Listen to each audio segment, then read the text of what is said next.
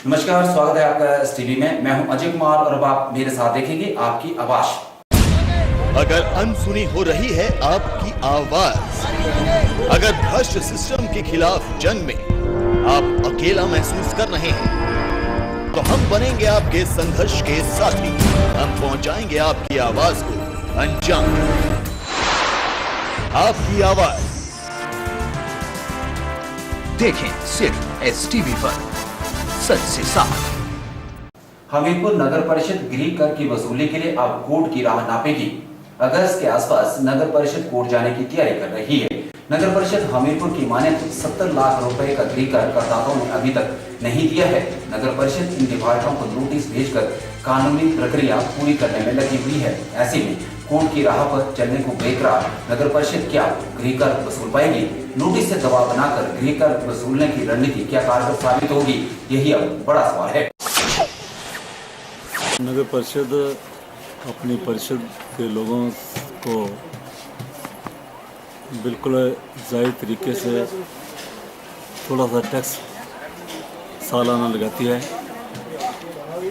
लेकिन उसके अंतर्गत भी कुछ लोग उसको पे नहीं करते।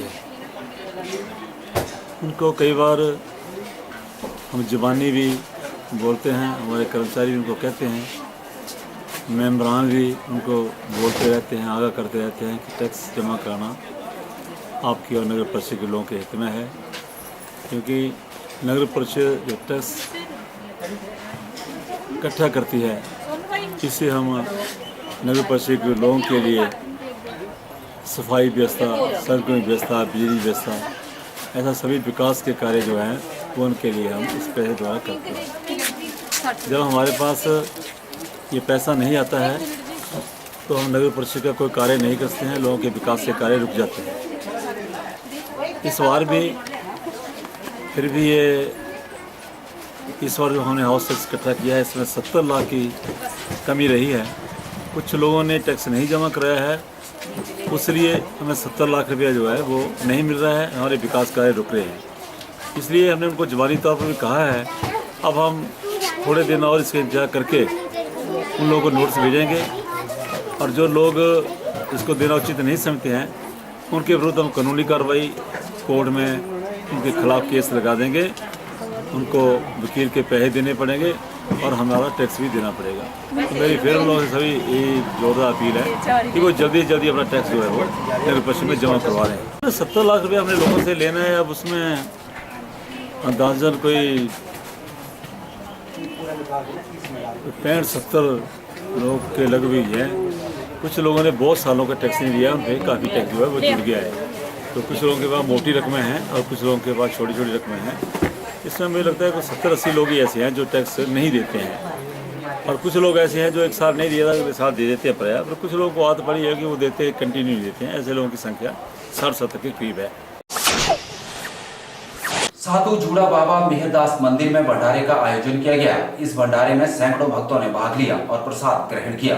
ग्राम पंचायत प्रधान सरला ने बताया कि हर साल की भांति इस बार भी मेहरदास मंदिर में भंडारे का आयोजन किया गया। युवा कांग्रेस में जारी वर्चस्व की जंग अब सड़कों पर आ रही है। युवा कांग्रेस की कमान हिमाचल प्रदेश में मुख्यमंत्री वीरभद्र सिंह के बेटे विक्रमादित्य सिंह के हवाले है।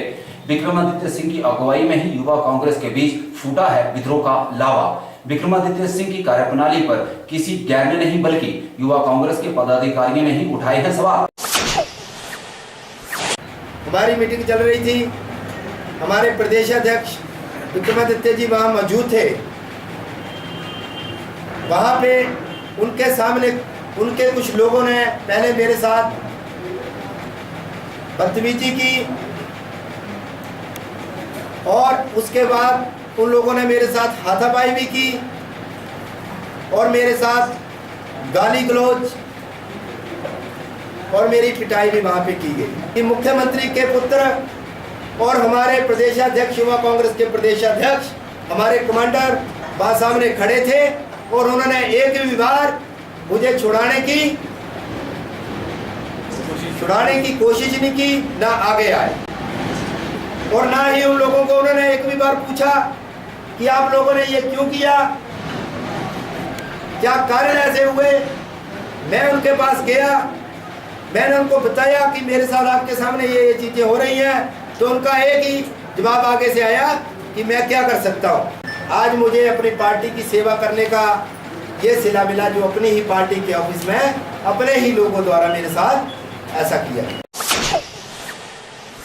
हमीरपुर में युवा कांग्रेस के संसदीय अध्यक्ष रणबीर सिंह राणा ने विक्रमादित्य सिंह पर बोला है हमला।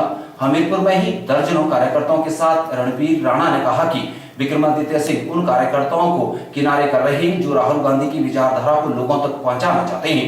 विक्रमादित्य सिंह ऐसे सभी पदाधिकारियों पर निष्क्रिय होने का आरोप लगाकर उन्हें पार्टी से बाहर का रास्ता दिखा रहे हैं। इतिहास गवाह है इस चीज का कि जब भी किसी छोटे आदमी ने बड़े आदमी के खिलाफ मुंह खोला या आवाज उठाई तो उसका मुंह बंद कर दिया जाता है। इतिहास गवाह है इस चीज का। मुझे उसका खमियाजा ये भी भुगतना पड़ा क्योंकि मैं अपना पक्ष रखने के लिए राष्ट्रीय अध्यक्ष हमारे युवा कांग्रेस के राष्ट्रीय अध्यक्ष हैं, मैं उनके पास गया था, उनके पास मैंने अपना पक्ष रखा, उनको ये भी गवारा नहीं हुआ, हो सकता उसके कारण भी मुझे यहाँ पे नहीं बुलाया और मुझे संगठन से दरकिनार किया गया। और ये जो चीजें हो रही है बड़ी सोची समझी चाल के तहत, षड्यंत्र के तहत, ये उस वर्ग को और वो भी बिना कारण बताए, बिना शो कोस नोटिस के, बिना कारण बताए नोटिस के उन्हें सस्पेंड किया गया। उससे पहले भी 15 लोगों को बिना शो कोस नोटिस के, लगभग कोई 3-4 महीने पहले 15-20 लोगों को सस्पेंड किया गया था।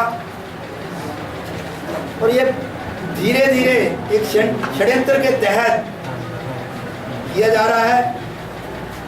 ये उन लोगों को संगठन से बाहर किया जा रहा है जो राहुल गांधी जी की विचारधारा के साथ जुड़े हैं,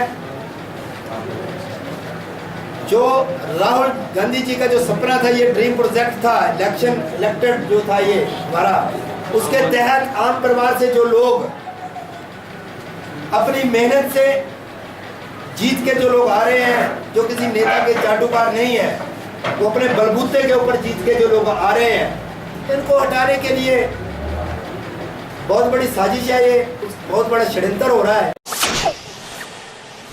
विक्रमादित्य सिंह इस पर भी नहीं रुक रहे हैं और अब कार्यकर्ताओं की पिटाई भी शिमला में आपने सामने करवा रहे हैं। क्या निष्कासन और पिटाई से मजबूत होगी कांग्रेस?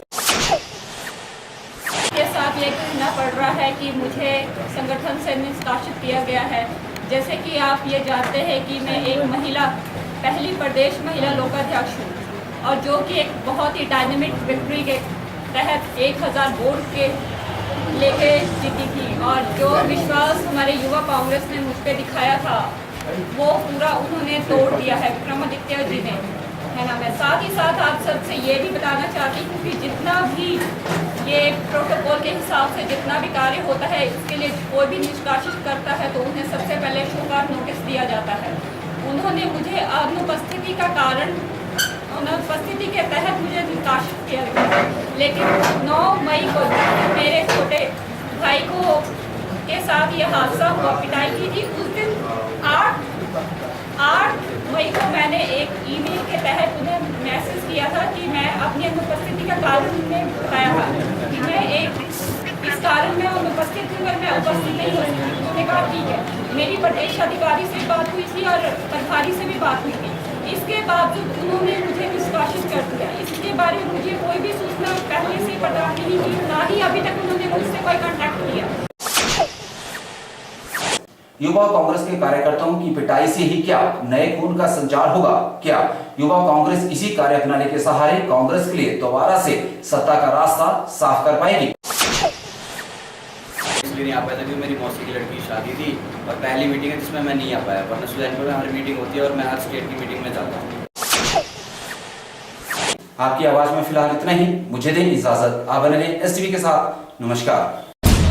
अगर अनसुनी हो रही है आपकी आवाज, अगर भ्रष्ट सिस्टम के खिलाफ जंग में आप अकेला महसूस कर रहे हैं, तो हम बनेंगे आपके संघर्ष के साथी। हम पहुंचाएंगे आपकी आवाज को अंजाम। आपकी आवाज देखें सिर्फ STV पर। सच से साफ।